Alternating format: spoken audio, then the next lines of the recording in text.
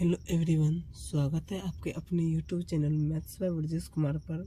तो आज जो है हम 12 क्लास के फिजिक्स का क्वेश्चन बैंक 2023 का लेकर आए हैं, जो आपके एग्ज़ाम के लिए बहुत ही महत्वपूर्ण है। तो आप सब ज़्यादा से ज़्यादा बार इस वीडियो को देखें। तो ये जो क्वेश्चन है 2023 का एनुअल एग्ज़ाम में पूछा गया सवाल है कि निकेल है अनुचुंबकीय, प्रतिचुंबकीय, लौह चुंबकीय या इनमें से कोई नहीं। तो सबसे पहले हम जान लेते हैं कि अनुचुंबकीय किसको कहते हैं, प्रतिचुंबकीय किसको कहते हैं और अनुचुंबकीय किसको कहते हैं।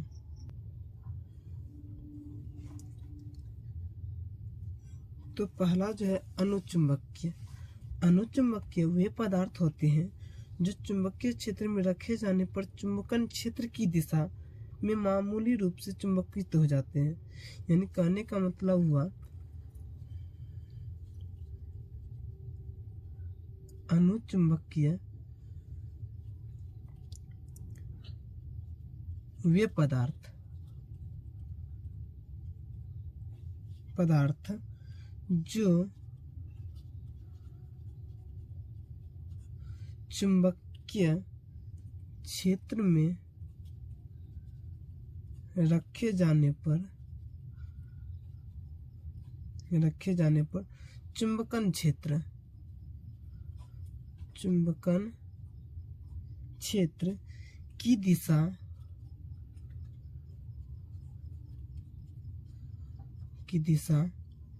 में मामूली रूप से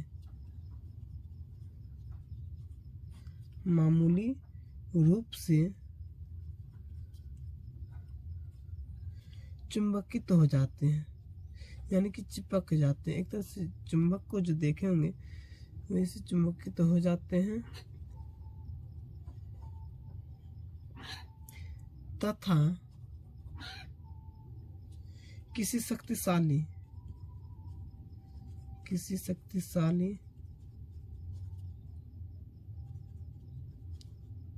शक्तिशाली चुंबक के ध्रुवों के बीच कुछ आकर्षण होते हैं तो उसे अनुचुंबकीय कहते हैं। उसे अनुचुंबकीय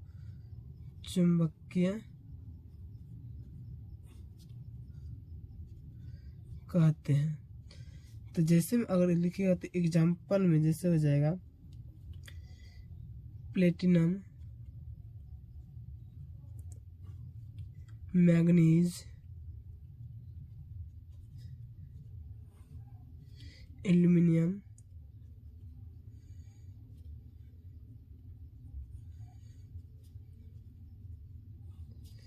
इत्यादि।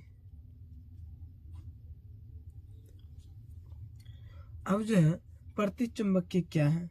तो प्रतिचुंबकीय वे पदार्थ होते हैं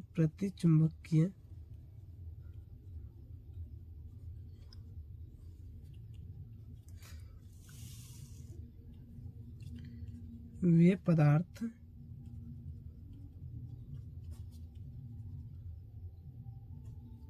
जो चुंबकीय क्षेत्र में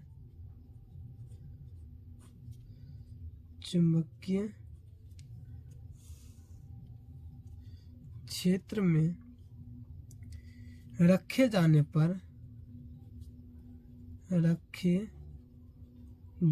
पर चुंबकन क्षेत्र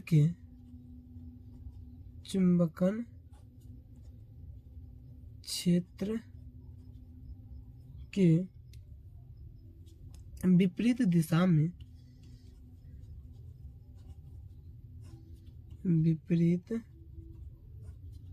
दिशा में मामूली रूप से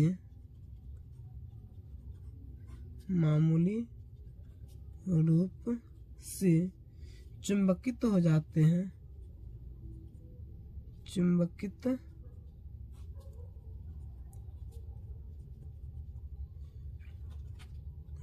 हैं तथा तथा किसी शक्तिशाली चुंबक के ध्रुवों के बीच किसी शक्तिशाली चुंबक के ध्रुवों के बीच कुछ प्रतिकर्षित यानी कि प्रतिचुंबकीय तहत प्रतिकर्षित ही करे तथा किसी शक्तिशाली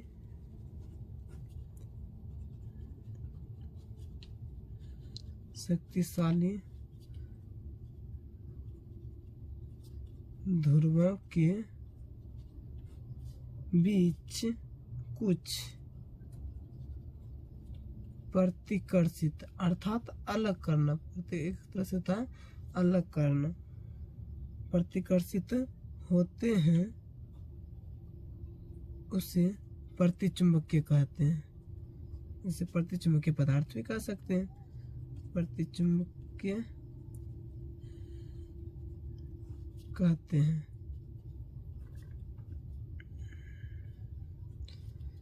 जैसे एग्जाम्पल में लिखिएगा हाइड्रोजन, नाइट्रोजन,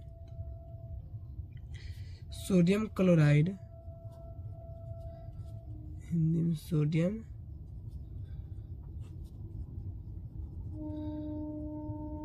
क्लोराइड इत्यादि। और लौह चुंबकीय पदार्थ, लौह चुंबकीय पदार्थ वे पदार्थ जो चुंबकीय क्षेत्र में रखे जाने पर चुंबकीय क्षेत्र की दिशा में प्रबल रूप से चुंबकित हो जाते हैं तथा किसी चुंबक के ध्रुवों के बीच प्रबल रूप से आकर्षित होते हैं तो उसे लौह चुंबकीय क्या कहते हैं, पदार्थ कहते हैं। यानी कहने का मतलब लौह चुंबकीय पदार्थ, लौह चुंबकीय, तो लौह चुंबकीय किसको कहते हैं? तो लौह चुंबकीय वे पदार्थ जो चुंबकीय क्षेत्र में रखने पर चुंबकीय क्षेत्र की दिशा में चुंबकीय क्षेत्र की दिशा में प्रबल रूप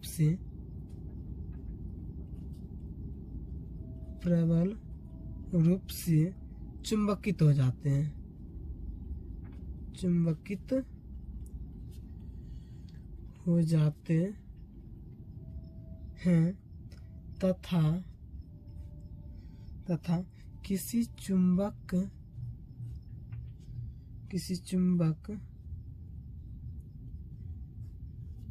के ध्रुवों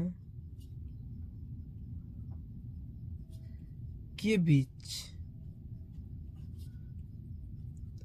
प्रबल रूप से आकर्षित होते हैं तब उसे लौह चुंबकीय पदार्थ कहते हैं या लौह चुंबकीय कहते हैं, लौह चुंबकीय कहते हैं। जैसे एग्जाम्पल में लिखिएगा तो निकेल,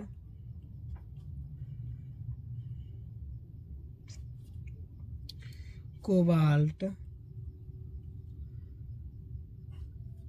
मैग्नेटाइट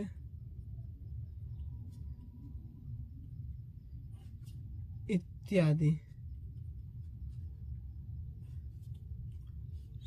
यानी कहने का मतलब हुआ कि अनुचुंबकीय पदार्थ, अनुचुंबकीय, प्रतिचुंबकीय और लौह चुंबकीय में यही अंतर है कि अनुचुंबकीय में जो होता है कि कोई भी शक्तिशाली चुंबक जो होता है उनके ध्रुवों के बीच आकर्षण होता है, और प्रतिचुंबकीय में जो होता है कि कोई भी शक्तिशाली ध्रुव के बीच रखे जाने वाले चुंबक को एक दूसरे से प्रतिकर्षित करते हैं, और लौह चुंबकीय में क्या होता है प्रबल रूप से आकर्षित होते हैं, उसे हम क्या कहते हैं, लौह चुंबकीय। तो हमसे क्वेश्चन पूछा गया कि निकेल है अनुचुंबकीय, प्रतिचुंबकीय और लौह चुंबकीय, तो आप यहाँ से बता सकते हैं कि निकेल क्या है, हमारा लौह चुंबकीय है। निकेल जो है हमारा लौह चुंबकीय है। तो आप यहाँ से आंसर मार सकते हैं कि निकेल हमारा क्या है, लौह चुंबकीय। अब दूसरा प्रश्न है, चुंबकीय याम्योत्तर एवं भौगोलिक याम्योत्तर के बीच का कोण कहलाता है। तो चुंबकीय याम्योत्तर एवं भौगोलिक याम्योत्तर के बीच का कोण दिक्पात कोण कहलाता है। क्या कहलाता है, दिक्पात कोण कहलाता है। तीसरा क्वेश्चन है, एक उभयुत्तल लेंस के प्रत्येक की वक्रता त्रिज्या 20 सेंटीमीटर तथा लेंस के पदार्थ का अपवर्तनांक 1.5 है, तो लेंस की फोकस दूरी होगी 20 मीटर, 1/20 मीटर, 20 सेंटीमीटर या 1/20 सेंटीमीटर।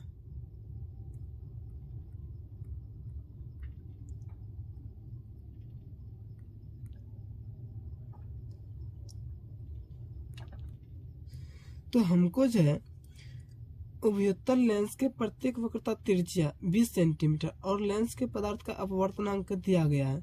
तो हम यहाँ से लेंस की फोकस दूरी निकाल सकते हैं। तो अपवर्तनांक जो है हमारा, ये 3 नंबर का सवाल है। अपवर्तनांक जिसको हम अपवर्तनांक हमारा दिया गया है, जिसको हम माइक्रो से दर्शाते हैं। दिया गया कितना, 1.5 और वक्रता त्रिज्या जो है,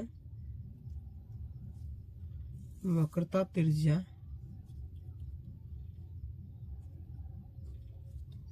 हमारा दिया गया है 20 सेंटीमीटर, 20 सेंटीमीटर है।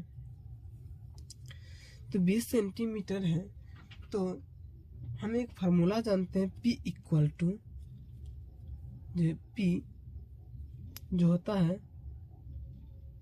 1/f। अब यहाँ आप कहिएगा कि P क्या है, तो P जो है हमारे लेंस की क्षमता को कहते हैं। और लेंस की क्षमता जो होती है फोकस दूरी के व्युत्क्रमानुपाती होता है।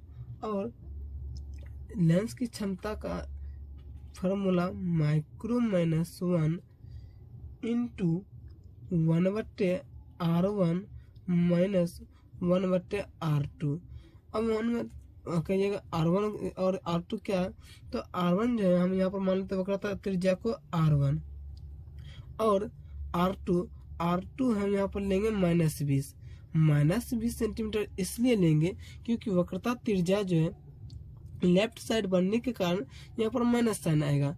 इसी कारण से हम यहाँ पर R2 की जगह पर क्या लेंगे, -20 सेंटीमीटर। तो -20 सेंटीमीटर यहाँ पर 1/f, यहाँ से हम फोकस दूरी निकालेंगे। तो माइक्रो का हमको मान दिया गया, यानी अपवर्तनांक हमको दिया गया 1.5 - 1 और 1/R1 का मान 20 सेंटीमीटर माइनस R2 का मान माइनस, तो यहाँ पर माइनस में ले लेंगे R2 का मान। तो अब यहाँ से हम 1.5 में से 1 घटा देंगे, तो यहाँ पर बच जाएगा 0.5, गुना में हो जाएगा। तो यहाँ पर हो जाएगा 1/20 माइनस माइनस प्लस 1/20, 0.5 गुना एलसीएम तो 20, 1 + 1 तो क्या आ जाएगा 2। तो 2 दही 20, तो हमारा हो जाएगा, और यहाँ से इसको भी काट देते हैं, तो 5 दूनी 10, तो हो जाएगा 1/20। इसीलिए 1/f इक्वल टू 1/20। तो हमको चाहिए फोकस दूरी, तो फोकस दूरी हो जाएगा 20 सेंटीमीटर। तो यहाँ से आप बता सकते हैं कि हमारा जो है 3 नंबर का सवाल, एक उभयुत्तल लेंस के प्रत्येक की वक्रता त्रिज्या 20 सेंटीमीटर है तथा लेंस के पदार्थ का अपवर्तनांक 1.5 है, तो लेंस की फोकस दूरी क्या हो जाएगी हमारे 20 सेंटीमीटर। तो यहाँ से हमारा आंसर क्या आ गया, 20 सेंटीमीटर। अब कहता है एक ही तरंगदैर्घ्य के इलेक्ट्रॉन तथा फोटोन की कौन सी भौतिक राशि समान होगी। तो एक ही तरंगदैर्घ्य के इलेक्ट्रॉन तथा फोटोन की जो है भौतिक राशि वह संवेग की बराबर होती है। किसकी होती है? संवेग की। अब कहता है नाभिकीय रिएक्टर में मंदक का कार्य है, यानी कि मंदक का कार्य कौन करता है? न्यूट्रॉन की गति मंद करना, न्यूट्रॉन की गति तीव्र करना, इलेक्ट्रॉन की गति कम करना, इलेक्ट्रॉन की गति तीव्र करना। तो नाभिकीय रिएक्टर में जब मंदक का कार्य होता है तो वह न्यूट्रॉन की गति को क्या कर देता है? मंद कर देता है। क्या कर देता है? मंद कर देता है। अब जो पी प्रकार के अर्धचालकों के लिए अशुद्ध तत्व के रूप में प्रयोग किया जाता है, यानी कि अशुद्ध तत्व के रूप में किसको प्रयोग किया जाता है? बोरॉन का, बिस्मथ का, आर्सेनिक का, फास्फोरस का। तो इसमें जो पी प्रकार के अर्धचालकों के लिए अशुद्ध तत्व के रूप में प्रयोग जो होता है वह बोरॉन का आता है, क्योंकि बिस्मथ का नहीं होता, ना ही आर्सेनिक का होता और ना ही फास्फोरस का होता है। तो होता है किसका? बोरॉन का। अब कहता है डायोड का उपयोग किया जाता है। डायोड का उपयोग जो है हम कोई भी डिस्ट कार्य की तरह करते हैं, यानी कि उसका जो है डायोड का उपयोग जो हम किसके लिए करते हैं? डिस्ट कार्य की तरह करते हैं।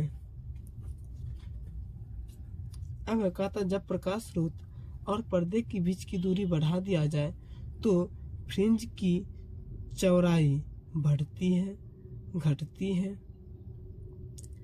अपरिवर्तित रहती है, इनमें से कोई नहीं। तो जब प्रकाश स्रोत और पर्दे के बीच की दूरी बढ़ जाती है तो फ्रिंज की चौड़ाई भी क्या होती है? बढ़ती है। तो फ्रिंज की चौड़ाई भी क्या हो जाती है? बढ़ती है, बढ़ती है। अब जो 9 नंबर का सवाल हमारा कहता है कि रेडियो सक्रियता का मात्रक है। रेडियो सक्रियता का मात्रक है। तो रेडियो सक्रियता का मात्रक हमारा क्या हो जाएगा? क्यूरी, क्योंकि मैडम क्यूरी ने ही रेडियो सक्रियता के बारे में बताया था। तो इसी कारण से उसके सम्मान में क्यूरी रेडियो सक्रियता का मात्रक होता है। तो रेडियो सक्रियता का मात्रक क्या हो जाएगा? क्यूरी। निम्नलिखित में से किसकी भेदन क्षमता सबसे ज्यादा होती है? अल्फा किरणें, बीटा किरणें, गामा किरणें, कैथोड किरणें। तो इसमें से जो है सबसे ज्यादा भेदन क्षमता वाली जो किरण है वे है गामा किरणें, क्योंकि गामा किरणें ही जो है सबसे ज्यादा भेदन क्षमता होती है। नहीं, गामा किरणें की सबसे भेदन क्षमता ज्यादा होती है। इसी कारण से हमारा जो आंसर हो जाएगा गामा किरणें। अब कहता है टीवी प्रसारण के लिए किस आवृत्ति परास का उपयोग होता है? तो टीवी प्रसारण के लिए जो होता जो प्रसारण मतलब परास होती है, आवृत्ति परास, वो हमारा 30 मेगाहर्ट्ज से 300 मेगाहर्ट्ज तक होता है। यानी टीवी प्रसारण का जो आवृत्ति परास होता है 30 मेगाहर्ट्ज से लेकर 300 मेगाहर्ट्ज तक। किसी प्रिज्म की वर्ण विक्षेपण क्षमता निर्भर करती है। तो किसी भी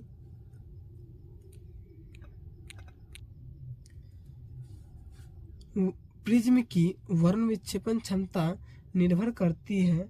तो वह किस पर करती है? आपतन कोण पर, प्रिज्म के पदार्थ की प्रकृति पर, प्रिज्म के अपवर्तन कोण पर, प्रिज्म कोण पर। तो हमारा जो वर्ण विक्षेपण क्षमता है वह प्रिज्म के पदार्थ की प्रकृति पर निर्भर करता है। प्रिज्म के पदार्थ की प्रकृति पर निर्भर करता है। लेजर क्रिया के लिए आवश्यक है। लेजर क्रिया के लिए आवश्यक है उच्च अर्धचालक, उच्च दाब, संख्या परिवर्तन।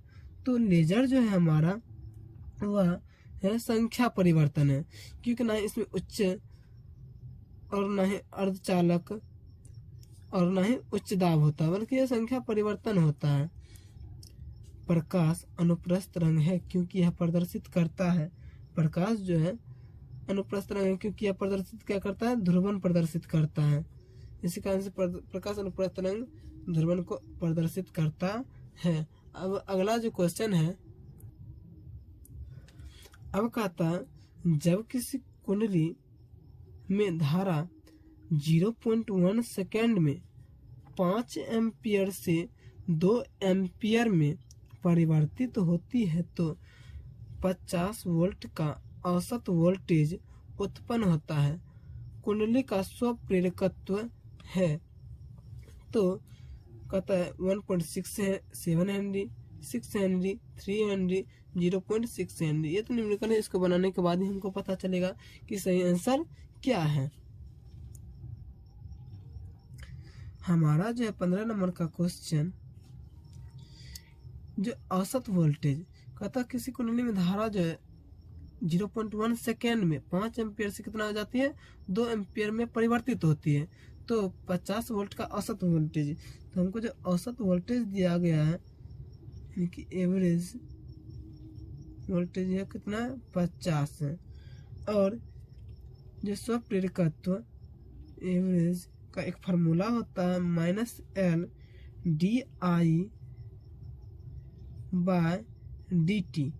di/dt।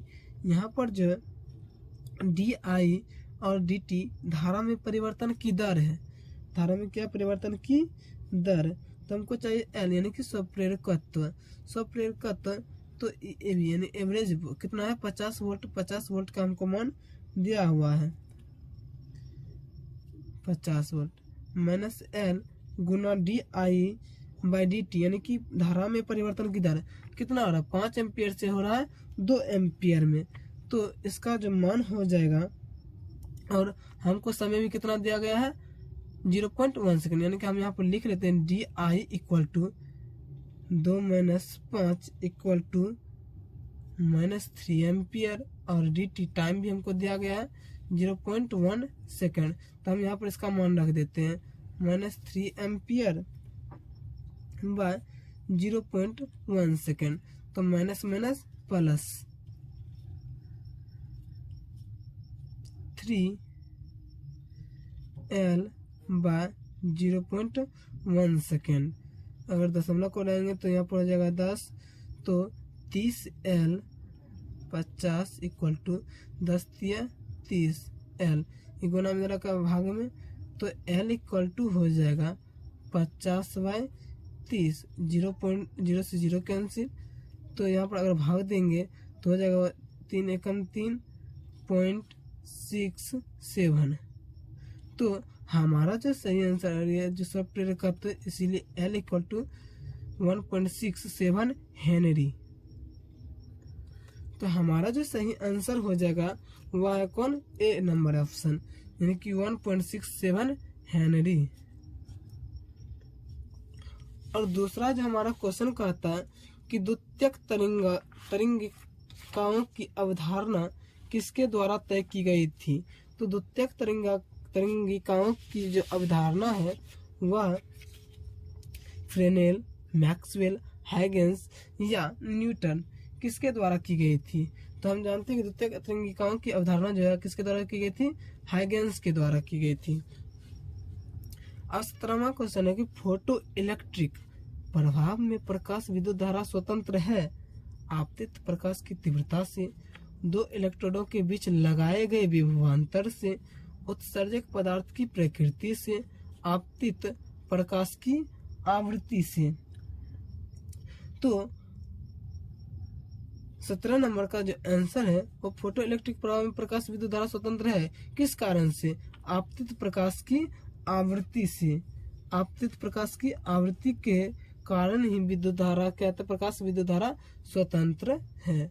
दृश्य स्पेक्ट्रम के रंगों में किसका अधिकतम तरंगदैर्घ्य होता है। तो वह होता है किसका, लाल का। किसका होता है, लाल का। लाल का होता है तरंगदैर्घ्य बहुत ही अधिक। किसी, अब जो 19वां क्वेश्चन है, किसी परमाणु का नाभिक बना होता है प्रोटॉन एवं इलेक्ट्रॉन से, अल्फा कण से, प्रोटॉन और न्यूट्रॉन से। तो किसी भी परमाणु किसी भी परमाणु का नाभिक जो होता है वह प्रोटॉन और न्यूट्रॉन से बना होता है, क्योंकि परमाणु के नाभिक में जो रहता है उसके अंदर में प्रोटॉन और न्यूट्रॉन। तो हमारा जो किसी परमाणु का नाभिक किससे बना होता है? प्रोटॉन और न्यूट्रॉन से। और इसके चारों ओर जो है इलेक्ट्रॉन चक्कर लगाते रहता है, इलेक्ट्रॉन जो क्या होता है? चक्कर लगाते रहता है। तो हमारा जो सही आंसर हो जाएगा वो कौन हो जाएगा? 19 का डी, प्रोटॉन और न्यूट्रॉन से। अब अगला क्वेश्चन है, केवल धारिता युक्त प्रत्यावर्ती धारा परिपथ में धारा एवं वोल्टता के बीच कालांतर होता है, तो वह जो है हमारा 90 डिग्री। कितना होता है? 90 डिग्री, क्योंकि धारा एवं वोल्टता के बीच कालांतर जो होता है वो एक दूसरे के परपेंडिकुलर कालांतर इधर, तो धारा और वोल्टता, तो धारा और वोल्टता के बीच जो होता है वो परपेंडिकुलर यानी कि 90 डिग्री का कोण बनाता है। तो हमारा जो आंसर हो जाएगा कौन हो जाएगा? 90 डिग्री। अब जो है अगला क्वेश्चन, निम्नलिखित में से किस वैद्युत चुंबकीय विकिरण का तरंग दैर्घ्य न्यूनतम है? परावैंगनी, एक्स किरणें, सूक्ष्म तरंगें, गामा किरणें। तो हमारा जो आंसर हो जाएगा कौन हो जाएगा? गामा किरणें। कौन हो जाएगा? गामा किरणें। अब जो कहता अगला क्वेश्चन है, 25 का द्विआधारी समतुल्य है। 25 का द्विआधारी समतुल्य है। तो इसको हम बना के बताते हैं कि 25 का द्विआधारी समतुल्य क्या है।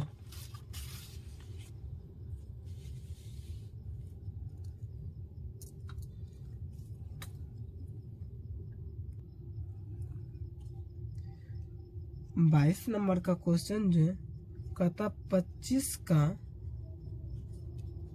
द्विआधारी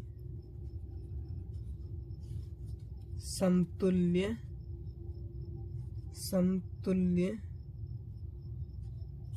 है। तो 25 का द्विआधारी समतुल्य जो है द्विआधारी प्रणाली और दशमलव प्रणाली। थोड़ा सा हम द्विआधारी प्रणाली को जान लेते हैं। द्विआधारी प्रणाली जो होती है, द्विआधारी प्रणाली को हम 0 और 1 के रूप में लिखते हैं। द्विआधारी प्रणाली में जो है इसको हम 0 और 1 के रूप में लिखते हैं, और इसका जो आधार है रूप में लिखते हैं, पहला पॉइंट है। और इसका आधार क्या आता है? बेस यानी कि 2 होता है। तो हम यहाँ पर अब यही करेंगे कि और यह यहाँ पर जो 25 का पूछा है, तो 25 जो अभी हमको दिया दशमलव प्रणाली में दिया गया है, तो कहता है 25 का हमको द्विआधारी में निकालना है आंसर। तो 25 का द्विआधारी में अब क्या होगा? तो 25 को जो हम 2 से भाग देंगे। 2 से भाग इसलिए देंगे क्योंकि इसका जो द्विआधारी प्रणाली में 2 हमारा क्या है? आधार है। इसी कारण से हम 2 से क्या करेंगे? भाग देंगे 25 में। तो हम यहाँ पर भाग देंगे तो 12 में लगेगा, 12 दूनी 24, शेष कितना बचा? 1। फिर हम इसमें 2 से भाग देंगे तो 2 छक 12 पूरा पूरी कट गया, तो नहीं शेष बचेगा, तो 0 होगा यहाँ पर। फिर जो हम 2 से भाग देंगे 2 3 6, फिर पूरा पूरी कट गया तो यहाँ पर 0। फिर हम यहाँ से कितना देंगे? 2 से, तो 2 कम 2 एक बार में, लेकिन यहाँ पर शेष बच गया 1। अब जो है हम यहाँ से उल्टा यानी कि इधर से लिखना स्टार्ट करेंगे, क्योंकि द्विआधारी प्रणाली में जो होता है उल्टा लिखा जाता है। तो 1 1 0 0 1, तो हमारा जो आंसर आ गया 1 1 0 0 1, ये हमारा क्या आ गया? द्विआधारी समतुल्य। तो अब आप यहाँ से बता सकते हैं कि हमारा आंसर क्या आ जाएगा? 1 1 0 0 1। तो हमारा जो सही आंसर है वह क्या है? सी नंबर है। हमारा सही आंसर क्या है? सी नंबर ऑप्शन है। अब कहता है विवर्तन फ्रिंजों की चौड़ाई व्यतिकरण फ्रिंजों ए नंबर में कहता है के समान होती है, दूसरा कहता है के समान नहीं होती है, तीसरा जैसी होती है, इनमें से कोई नहीं। तो हमारा जो आंसर है विवर्तन फ्रिंजों की चौड़ाई व्यतिकरण फ्रिंजों के समान नहीं होती है। क्या होती है? समान नहीं होती है। अब कहता है प्रकाश वर्ष का मान बराबर होता है, तो प्रकाश वर्ष का मान होता है 9.46 गुना 10⁻15 मीटर। तो यहाँ पर देखिए 15 मीटर किस में है? ए नंबर ऑप्शन में है। तो हमारा आंसर जो हो जाएगा वो क्या हो जाएगा? ए नंबर 9.46 गुना 10⁻15 मीटर। सब में 9.46 है, लेकिन हमको पावर भी देखना है कितना? 15। तो इसमें 15 है, इसमें लेकिन 12 है, इसमें 10 है, इसमें 8 है। तो जिस पर हमारा 15 होगा वही क्या आ जाएगा? आंसर। अब कहता है जब किसी एमीटर को शंट किया जाता है तब परिपथ का कुल प्रतिरोध बढ़ता है, घटता है, स्थिर रहता है, इनमें से कोई नहीं। तो किसी भी एमीटर को शंट किया जाता है तो प्रतिरोध, परिपथ का जो कुल प्रतिरोध क्या होता है? घट जाता है। क्या होता है? घट जाता है। तो हमारा आंसर जो हो जाएगा क्या हो जाएगा? घटता है। क्या हो जाता है? घटता है।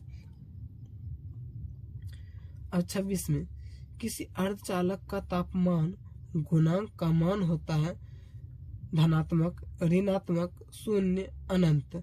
तो किसी भी अर्धचालक का तापमान गुणांक जो होता है वह क्या होता है? ऋणात्मक होता है। क्या होता है? ऋणात्मक होता है। यदि साइक्लोट्रॉन में आवेशित कण का आवर्तकाल t तथा महत्तम चाल भी हो तो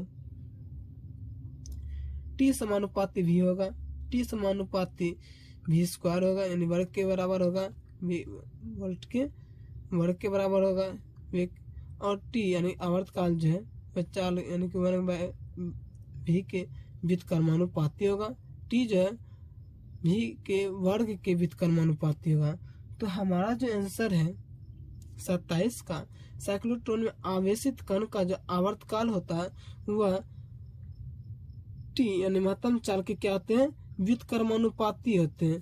ये जो क्या होते हैं साइक्लोट्रॉन में क्या होते हैं? t जो होते हैं वे महत्तम चाल के क्या होते हैं? व्युत्क्रमानुपाती होते हैं। तो हमारा जो आंसर हो जाएगा वो क्या हो जाएगा? सी नंबर आंसर क्या हो जाएगा? सही होगा मेरा। अब कहता है वान डी ग्राफ जनित्र एक ऐसी विद्युत स्थैतिक युक्ति है जिससे उत्पन्न होता है केवल उच्च धारा, केवल उच्च वोल्टेज, उच्च धारा एवं उच्च वोल्टेज, निम्न धारा एवं निम्न वोल्टेज। तो वान डी ग्राफ जनित्र एक ऐसी विद्युत स्थितिक युक्ति है जिससे हमेशा जो उत्पन्न होता है वो क्या होता है? उच्च वोल्टेज, केवल उच्च वोल्टेज उत्पन्न होता है। क्या होता है? केवल उच्च वोल्टेज उत्पन्न होता है। प्रावैद्युतांक का एसआई मात्रक होता है। तो प्रावैद्युतांक का एसआई मात्रक कूलम स्क्वायर प्रति न्यूटन प्रति मीटर स्क्वायर होता है। तो यहाँ पर कूलम स्क्वायर नहीं है तो ये रंग हो जाए। यहाँ पर कूलम स्क्वायर है पर प्रति न्यूटन होता है, यहाँ पर प्रति न्यूटन नहीं है। यहाँ पर कूलम स्क्वायर है पर किसमें? प्रति में। अब यहाँ पर देखिए कूलम स्क्वायर प्रति न्यूटन प्रति मीटर स्क्वायर। तो ये हमारा क्या आ जाएगा? आंसर सही हो जाएगा। अब जो कहता है अगला क्वेश्चन, आवेशित संधारित्र पर कुल आवेश होता है। तो आवेशित संधारित्र पर जो होता है कुल आवेश कितना आता है? 0 होता है। कुल आवेश 0 होता है। चालक के अंदर इलेक्ट्रॉन की गति होती है समरूप, त्वरित, अपसरित, अवमंदित। तो चालक के अंदर इलेक्ट्रॉन की गति हमेशा जो है त्वरित रहती है। त्वरित का मतलब है तो त्वरण, यानी कि जब एक्सीलरेट, त्वरण को इंग्लिश में क्या कहते हैं? एक्सीलरेशन। जब एक्सीलरेशन बढ़ाएंगे तो चालक क्या होगा? आगे बढ़ेगा। तो उसी प्रकार चालक के अंदर इलेक्ट्रॉन की गति जो होती है वो क्या होती है? त्वरित होती है, त्वरित होती है। अगला क्वेश्चन कहता है वायु में स्थिर इकाई धन आवेश से निकलने वाली संपूर्ण विद्युत फ्लक्स का मान होता है एप्सिलॉन नॉट, प्रति epsilon not 4 pi epsilon not और प्रति 4 पाई एप्सिलॉन नॉट। तो हमारा जो मान होता है वायु में स्थिर इकाई धन आवेश, स्थित इकाई धन आवेश से निकलने वाले संपूर्ण विद्युत फ्लक्स का मान जो है प्रति एप्सिलॉन नॉट होता है। अगला क्वेश्चन क्या कहता है, प्रति इकाई आवेश पर लगने वाले बल को कहते हैं विद्युत प्रवाह, विद्युत विभव, विद्युत क्षेत्र, विद्युत स्पेस। तो प्रति इकाई आवेश पर लगने वाले बल को कहते हैं विद्युत क्षेत्र। यहाँ पर हम सब फंस जाते हैं, हम देते हैं विद्युत स्पेस। विद्युत स्पेस नहीं होगा, स्पेस एक तरह से मान लीजिए कहता है कि क्षेत्र को ही कहते हैं, स्पेस एक जगह हुआ, ठीक है, उसी पर क्षेत्र भी समझिएगा जगह हुआ नहीं। विद्युत क्षेत्र जो है प्रति इकाई आवेश पर लगने वाले बल होते हैं। तो इसी कारण से जो है यहाँ पर क्वेश्चन भी कहता है प्रति इकाई आवेश पर लगने वाले बल को क्या कहते हैं, विद्युत क्षेत्र कहते हैं। आवेश का परिमाणीकरण दर्शाता है कि आवेश जो एक इलेक्ट्रॉन पर आवेश का एक अंश है संभव नहीं है। एक आवेश को नष्ट नहीं किया जा सकता है। कणों पर आवेश होता है, एक कण पर न्यूनतम अनुमेय आवेश होता है। तो हमारा जो आवेश का परिमाणीकरण यही दर्शाता है कि किसी भी कण पर न्यूनतम से न्यूनतम आवेश तो होना चाहिए। तो यहाँ पर कहता है एक आवेश को नष्ट नहीं किया जा सकता है। तो और कहता आवेश जो एक इलेक्ट्रॉन पर आवेश का एक अंश है लेकिन संभव नहीं है। और कहता कणों पर आवेश होता है। ये चौथा पॉइंट जो कहता है एक कण पर न्यूनतम अनुमेय आवेश होता है, ये हमारा क्या हो जाएगा, सही आंसर हो जाएगा। विद्युत क्षेत्र रेखाओं से जानकारी प्राप्त होती है। क्षेत्र की शक्ति, दिशा, आवेश की प्रकृति, इनमें से सभी। तो विद्युत क्षेत्र रेखा से हमें जानकारी जो होती है विद्युत शक्ति, दिशा, आवेश की प्रकृति, ये सभी इनमें से जो है सभी के बारे में हमें जानकारी प्राप्त होती है। क्षेत्र की शक्ति के बारे में भी प्राप्त होती है, दिशा के बारे में भी प्राप्त होती है और आवेश की प्रकृति के बारे में भी हमें जानकारी प्राप्त होती है। तो विद्युत क्षेत्र रेखाओं से जानकारी जो हमें इनमें से सभी हो जाएगा आंसर, क्योंकि हमें क्षेत्र की शक्ति भी की जानकारी भी प्राप्त होती है, दिशा भी प्राप्त होती है और आवेश की प्रकृति भी प्राप्त होती है। और 36 में कहता है एक रेडियो समस्थानिक BI-210 की अर्ध आयु 5 दिन है। 20 दिनों के बाद लिए गए नाभिकों का अविघटित अंश होगा। तो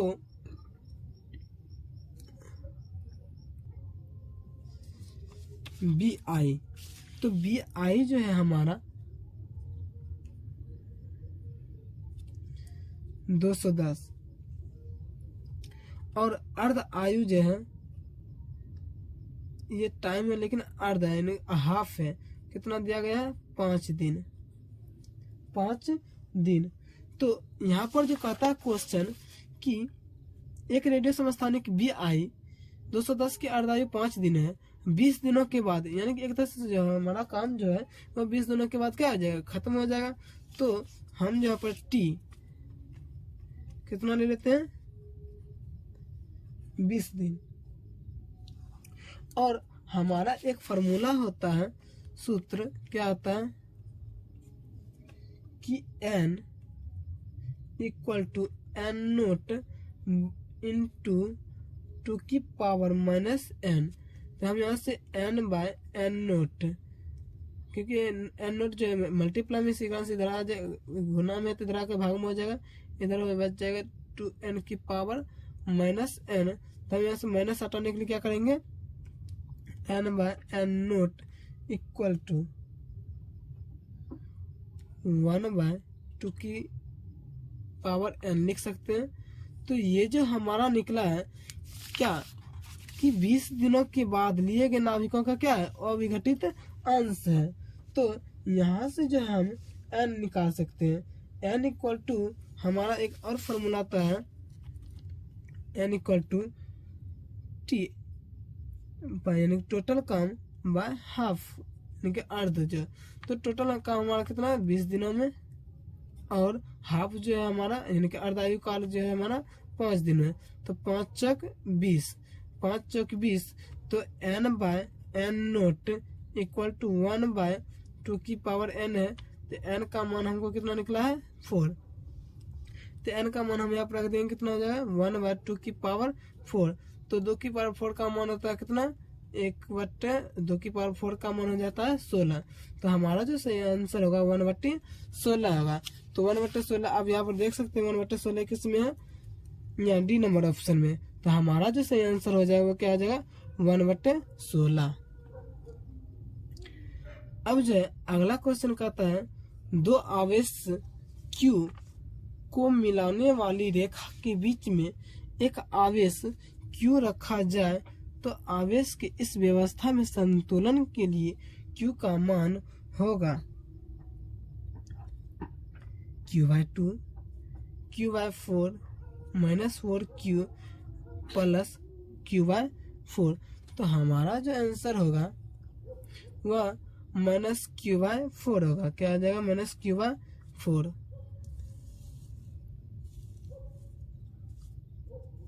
अगला क्वेश्चन कहता है दो आवेशों के बीच विद्युतीय बल एवं गुरुत्वीय बलों के अनुपात निम्न में से किस रूप में होता है।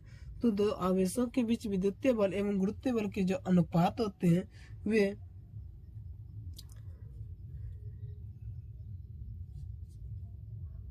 10 की पावर 36 होता है। कितना होता है 10 की पावर, यहाँ जो हमारा जो क्वेश्चन कर रहा है दो आवेशों के बीच विद्युतीय बल एवं गुरुत्वीय बल के अनुपात निम्न में से किस रूप में था। तो हमारा जो विद्युतीय बल एवं गुरुत्वीय बल का जो अनुपात होता है वह 1 के बराबर होता है। किसके बराबर होता है 1 के बराबर। तो हमारा जो सही आंसर होता है यह हो जाएगा 1। अगला क्वेश्चन कहता है विद्युतीय द्विध्रुव आघूर्ण P एवं विद्युत क्षेत्र की तीव्रता E के बीच के कोण का मान होगा कितना होगा कि द्विध्रुव स्थिर साम्यावस्था स्थिति में रहे।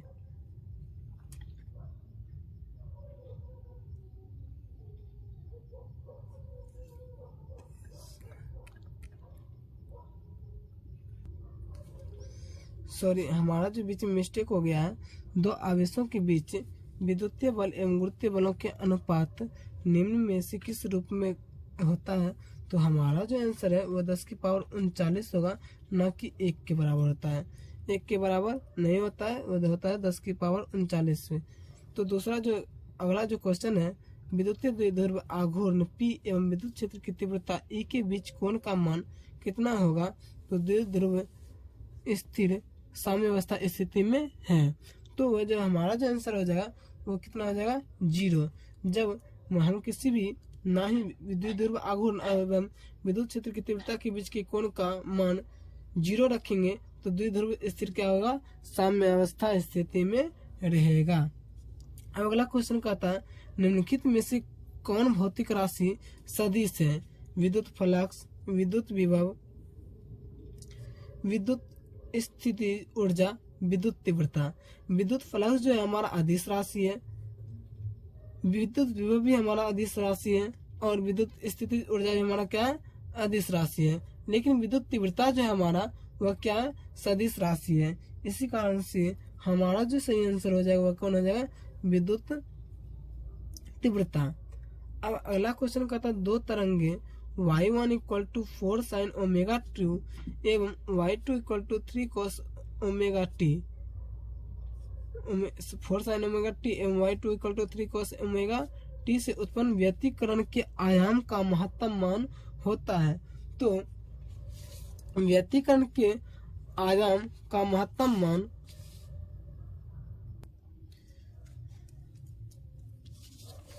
हम जो यहाँ पर लिख लेंगे y1 = 3 sin ω_t और y2 होता है 4 cos ω_t।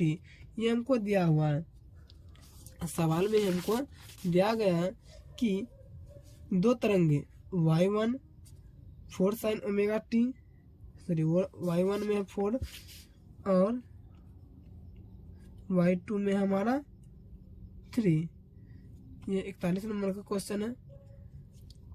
तो अब जो कहता है अधिकतम आयाम, तो यानी कि महत्तम आयाम हमारा क्या होगा। तो महत्तम आयाम जो होता है ये आगे का जो रहता है किसी भी यानी कि तरंगों का जो आगे वाला ये आयाम हमारा कहलाता है। तो आगे का जो एक में 4 है और एक में 3, तो हमारे y1 के लिए आयाम हो जाएगा 4 और y2 के लिए हमारा हो जाएगा 3। लेकिन हमको महत्तम आयाम चाहिए, तो महत्तम आयाम के लिए रूट अंडर में दोनों के आयाम के स्क्वायर के योग के बराबर होता है। तो 4 का स्क्वायर प्लस 3 का स्क्वायर, तो 4 का स्क्वायर कितना हो जाएगा 16 प्लस 3 का स्क्वायर 9, तो 16 9 25 और 25 का वर्गमूल क्या आता है 5। तो हमारा जो महत्तम आयाम होगा वह कितना होगा जाएगा 5। तो 5 किस में है 7 5 5 यहाँ पर है, तो हमारा जो सही आंसर हो जाएगा वो कौन हो जाएगा 5। अब कहता है परिनालिका में चुंबकीय ऊर्जा घनत्व का सूत्र है। तो v² bye 2 micro not v में कहता v 2 micro naught by v² v by 4 pi micro naught. तो हमारा जो सही आंसर है 42 का वो जो हो जाएगा ए, क्योंकि हमारा जो v² बाय 2 माइक्रो नॉट परिनालिका में चुंबकीय ऊर्जा घनत्व का सूत्र होता है। अब जो 23 नंबर का क्वेश्चन कहता है दो विद्युत आवेशों के बीच लगने वाले बल को नियंत्रित करने वाले नियम को कहा जाता है एम्पियर का नियम, ओम का नियम, फैराडे का नियम, कूलॉम का नियम। तो हमारा जो है दो विद्युत आवेशों के बीच लगने वाले बल को नियंत्रित करने वाले नियम को कहा जाता है कूलॉम का नियम, क्योंकि कूलॉम के नियम में ही हमको यह बताया गया है कि किसी भी आवेश के बीच लगने वाले बल को नियंत्रित जो करता है वो कौन करता है कूलॉम, यानी कि कूलॉम का नियम करता है। तो हमारा जो सही आंसर हो जाएगा वो कूलॉम का नियम।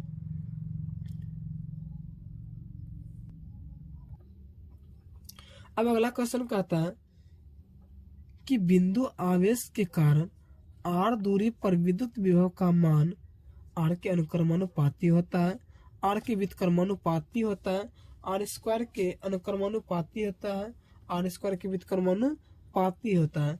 तो हमारा जो बिंदु आवेश के कारण r दूरी पर विद्युत विभव का मान जो होता है r के क्या होते हैं व्युत्क्रमानुपाती होते हैं, r के व्युत्क्रमानुपाती होते हैं। अगला क्वेश्चन कहते हैं किसी चालक के संवहन वेग vd तथा आरोपित विद्युत क्षेत्र E के बीच संबंध है। तो हमारा जो है vd व्युत्क्रमानुपाती होंगे आरोपित यानी कि विद्युत क्षेत्र के, vd समानुपाती होंगे विद्युत क्षेत्र के यानी कि रूट में विद्युत क्षेत्र, vd समानुपाती होंगे E² के, vd समानुपाती होंगे E रूट अंडर E³ के। तो हमारा जो सही आंसर होगा वह होगा संवहन क्षेत्र वेग और विद्युत क्षेत्र के समानुपाती, यानी अगर संवहन वेग बढ़ेगा तो विद्युत क्षेत्र भी बढ़ेगा, और संवहन वेग घटेगा तो विद्युत क्षेत्र भी घटेगा। तो हमारा जो सही आंसर हो जाएगा वह कौन हो जाएगा ए नंबर ऑप्शन। अब कहता है 64 समरूप बूंदे जिनमें प्रत्येक की धारिता 5 माइक्रोफैराडे है मिलकर एक बड़ा बूंद बनाते हैं।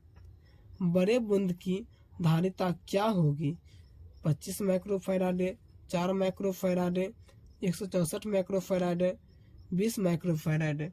तो हम बनाते हैं इसको और बनाते हुए समझाते हैं कि कितना आंसर होगा।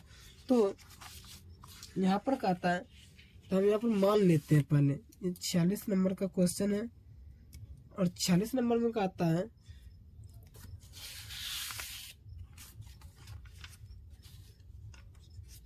तो हम यहाँ पर मानते हैं कि माना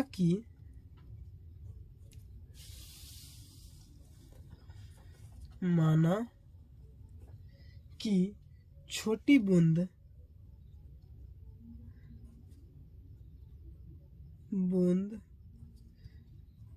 की त्रिज्या आर और बड़ी बूंद की त्रिज्या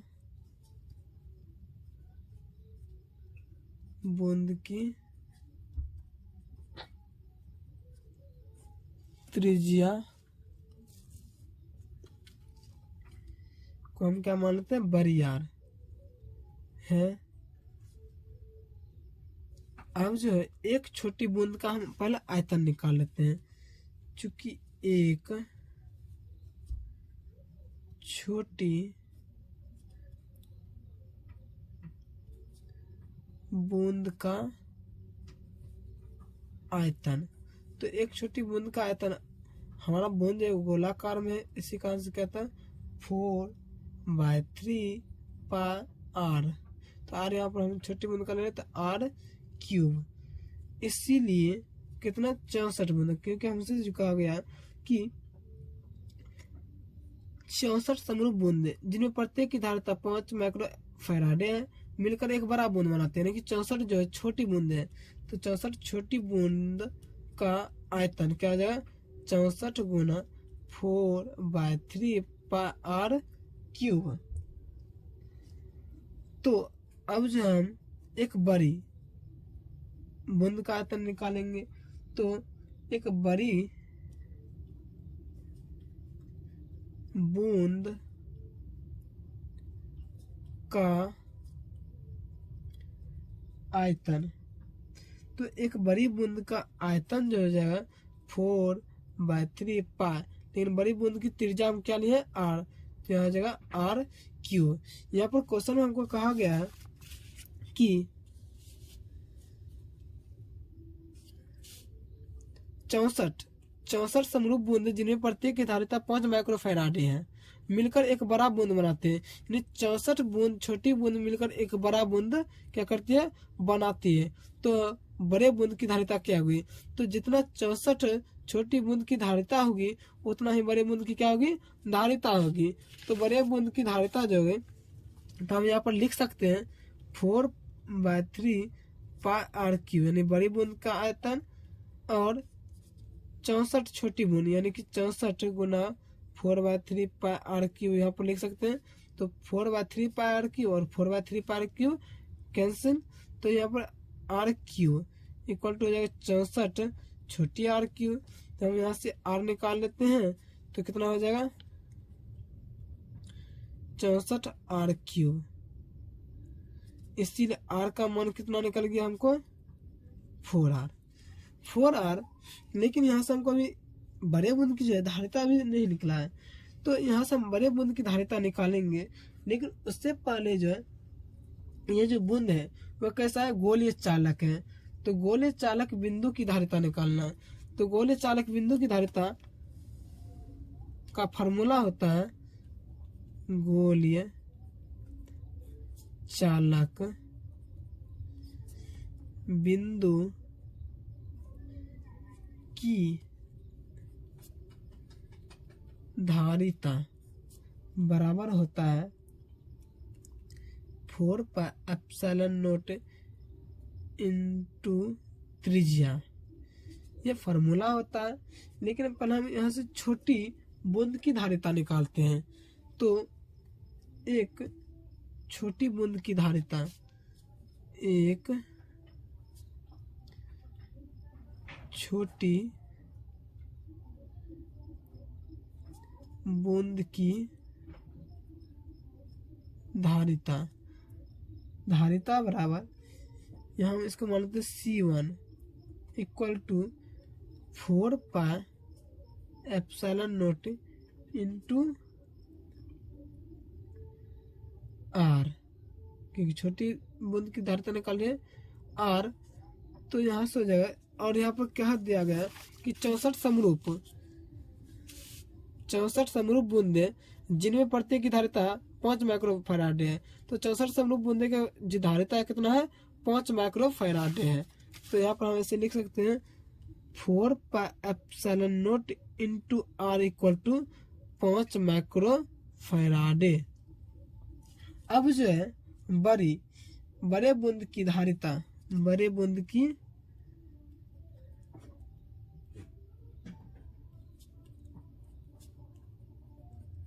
धारिता बराबर हम इसको मान लेते हैं C2 इक्वल टू 4πε0 इंटू त्रिज्या के जगह हम क्या बड़ी त्रिज्या माने R, तो बड़ी R। तो अब यहाँ से हम 4πε0 इंटू R का मान यहाँ से हम रख सकते हैं 4R, 4R यहाँ से रख सकते हैं 4R। तो यहाँ से हम ऐसे इसको लिख सकते हैं 4 गुना 4πε0 इंटू R। 4πε0 इंटू R का मान हमको दिया गया है कितना 5 माइक्रो फैराड। तो 4 गुना 5 माइक्रो फैराड, तो 5 20 माइक्रो फैराड। तो हमारा जो आंसर हो जाएगा वो क्या आ जाएगा 20 माइक्रो फैराड। 20 micro farad. तो हमारा जो आंसर सही हो जाएगा वो कितना हो जाएगा 20 माइक्रो फैराड। तो हमारा जो सही आंसर हो जाएगा वो क्या आ जाएगा 20 माइक्रो फैराड। अब जो कहता है कि विभव मापी से मुख्यतः क्या मापा जाता है, धारा, प्रतिरोध, विभवांतर, इनमें से सभी। तो विभव मापी से जो है विभवांतर मापा जाता है। क्या मापा जाता है? विभवांतर मापा जाता है। विभवांतर अगर दो आवेशों के बीच की दूरी बढ़ाई जाती है तो उनकी वैद्युत स्थितिज ऊर्जा घटती है, बढ़ती है, घट सकती है या बढ़ सकती है, समान रहती है। तो अगर दो आवेशों के बीच की दूरी बढ़ाई जाती है तो उनकी वैद्युत स्थितिज ऊर्जा बढ़ भी सकती है, घट भी सकती है। तो हमारा जो सही आंसर हो जाएगा वह क्या हो जाएगा, घट सकती है या बढ़ सकती है। अगर दो प्रतिरोध R एवं 2R को एक विद्युत परिपथ में श्रेणी क्रम में जोड़ा जाता है, R तथा 2R में उत्पन्न उसमें ऊर्जा का अनुपात होगा। तो 49 नंबर का क्वेश्चन कहता है कि दो प्रतिरोध R एवं 2R को एक विद्युत परिपथ में श्रेणी क्रम में। तो हम यहाँ पर श्रेणी क्रम बनाते हैं।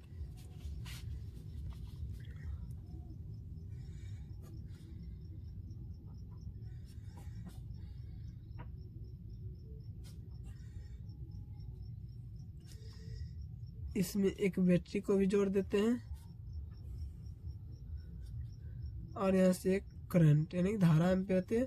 और यहाँ हम ये दो प्रतिरोध से हम इसको मानते हैं, एक को R1 मान लेते हैं, एक को R2 मान लेते हैं।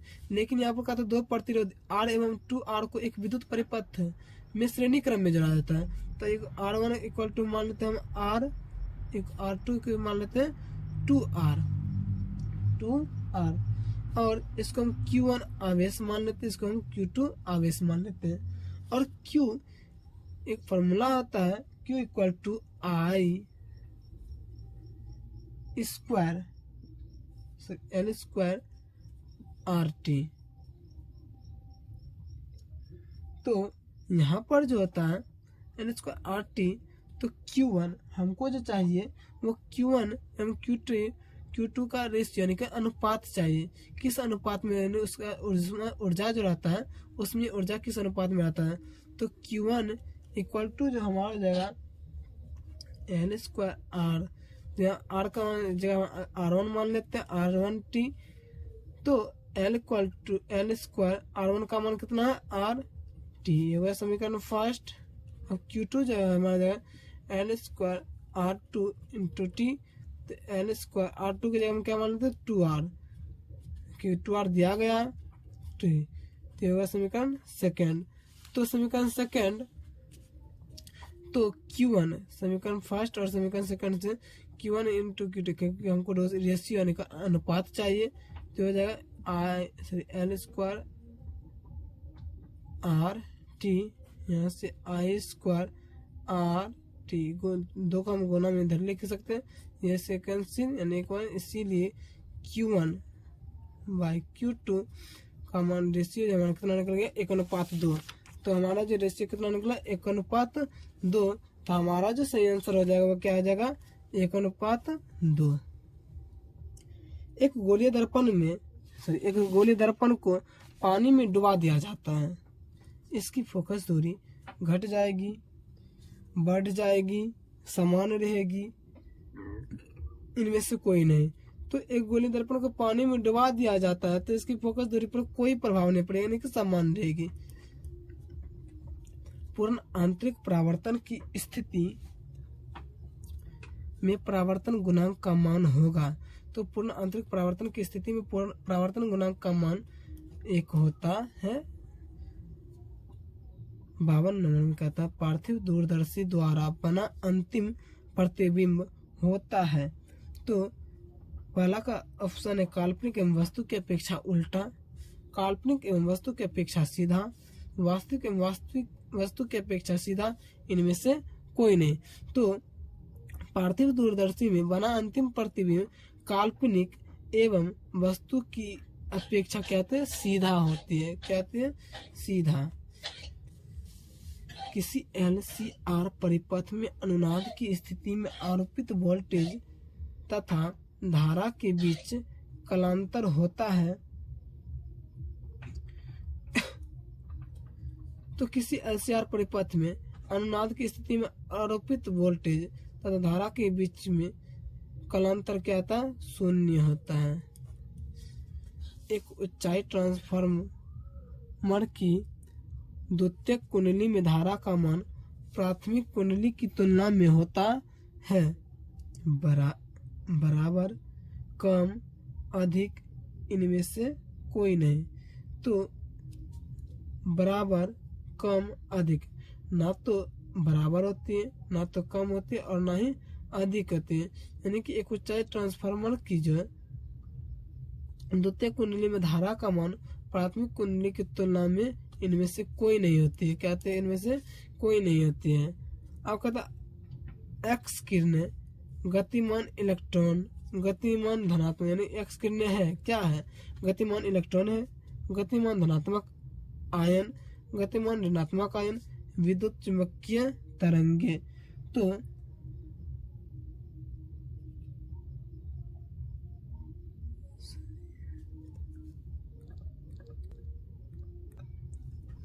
सॉरी दोस्तों, बीच में गलत हो गया था ना। एक ऊंचाई ट्रांसफार्मर की द्वितीय कुंडली में धारा का मान होता है प्राथमिक कुंडली की तुलना में जो है कम होता है। क्या होता है? कम होता है। ये नहीं होगा, इनमें से कोई नहीं हो, आंसर नहीं होगा, बल्कि क्या होगा? कम होगा। क्योंकि एक ऊंचाई ट्रांसफार्मर की द्वितीय कुंडली में धारा का मान प्राथमिक कुंडली की तुलना में कम होता है। अब कहता है कि एक्स किरणें जो होती है गतिमान इलेक्ट्रॉन, गतिमान धनात्मक आयन, गतिमान ऋणात्मक आयन और विद्युत चुंबकीय तरंगे। तो ये क्या है? किरणें हैं। तो ये ना ही इलेक्ट्रॉन होगा ना ही आयन होगा, ये क्या है? तरंग के रूप में होगा। तो हमारा आंसर हो जाएगा विद्युत चुंबकीय तरंगे होंगे। यदि किसी माध्यम से निर्वात में संपूर्ण आंतरिक परावर्तन के लिए क्रांतिक कोण 30 डिग्री हो तो माध्यम में प्रकाश का वेग 1.5 गुना 10⁸ मीटर प्रति सेकंड होता है। तो हम इसमें देखेंगे कि हमारा ऑप्शन कौन होगा? 3 तो नहीं होता है, 1.5 है, क्योंकि 10⁸ मीटर प्रति सेकंड सब में है। तो हमारा जो सही आंसर होगा 1.5 गुना 10⁸ मीटर पर सेकंड होगा, जो कि बी नंबर ऑप्शन में है। अब कहता 57 में 40 सेंटीमीटर फोकस दूरी उत्तल लेंस एवं 20 सेंटीमीटर फोकस दूरी का अवतल लेंस संपर्क में है, यानी दोनों संपर्क में है। तो इसकी संयोजन की क्षमता जो है डायोप्टर में क्या होगी? तो इसकी संयोजन क्षमता डायोप्टर में क्या होगी? तो हम यहाँ पर आपको बताते हैं कि इसकी संयोजन क्षमता डायोप्टर में क्या होगी। 40 सेंटीमीटर फोकस दूरी, यहाँ पर दो फोकस दूरी दिया गया है, एक तो उत्तल लेंस का दिया गया है और एक अवतल लेंस, लेकिन दोनों संपर्क में। तो हम दोनों को मान लेते हैं। 57 नंबर का कहता है फोकस, यानी कि एक फोकस दूरी को हम F1 कितना दिया गया है? 40 सेंटीमीटर। एक दिया गया है F2 कितना दिया गया है? 20। लेकिन F2 का जो मान होगा हम -20 लेंगे। इस कारण से हम -20 लेंगे क्योंकि अवतल लेंस में जो प्रतिबिंब बनता है वह लेफ्ट यानी कि बाएं साइड में बनने के कारण हमारा जो आंसर हो जाएगा क्या आ जाएगा? 20, यानी कि -20 हो जाएगा। तो -20 हो जाएगा तो संयोजन की क्षमता जो है डायोप्टर में होती है। तो लेकिन इसका जो है संयोजन क्षमता को हम लिख लेंगे, फॉर्मूला में क्या आता है? 1/F = 1/F1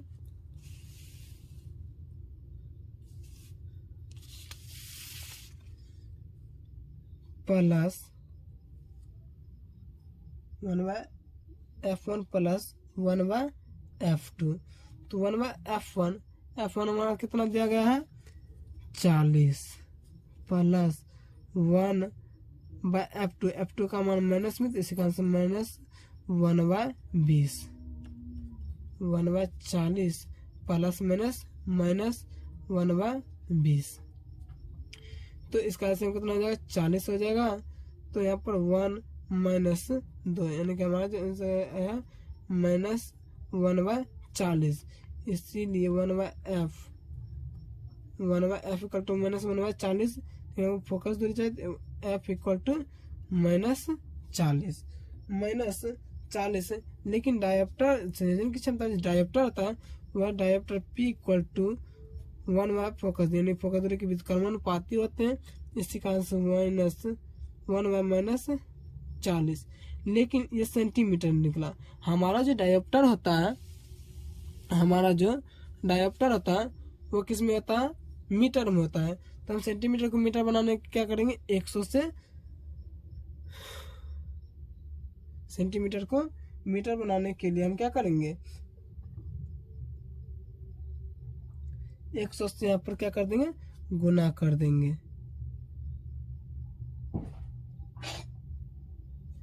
-40 गुना 100, 0 0 कैंसिल। यहाँ पर जो हमारा आंसर हो जाएगा, यहाँ पर 4 से भाग देने पर -2.5 मीटर। तो हमारा जो सही आंसर हो जाएगा क्या हो जाएगा -2.5 हमारा सही आंसर हो जाएगा। अब जो हमारा क्वेश्चन है वह कहता है व्यतिकरण की घटना का कारण है। तो व्यतिकरण की घटना का कारण जो है कलांतर होता है। क्या होता है कलांतर होता है। ये नंबर हमारा ऑप्शन सही हो जाएगा। ध्रुवित प्रकाश उत्पन्न करने के लिए किसको प्रयुक्त किया जाता है। तो ध्रुवित प्रकाश उत्पन्न करने के लिए हम जो करते हैं किस कांच का प्रयोग, मतलब किसको प्रयुक्त करते हैं प्लेन कांच का प्रिज्म नहीं, NaCl का प्रिज्म नहीं, निकोल का प्रिज्म या बाय प्रिज्म। तो हम जो ध्रुवित प्रकाश उत्पन्न करने के लिए किसका प्रयोग करते हैं निकोल प्रिज्म का प्रयोग करते हैं। अब कहते हैं ये किसका प्रतीक है। तो ये जो हमारा डायोड है क्या है डायोड। तो ना ही ये एन टाइप है, ना ही पी टाइप है और ना ही ट्रांजिस्टर है। तो यहाँ हमारा क्या है डायोड है। क्या है डायोड। ट्रांजिस्टर के प्रवर्धन गुणांक की इकाई होती है वोल्ट, एम्पियर, ओम, कोई इकाई नहीं। तो हमारा जो ट्रांजिस्टर होता है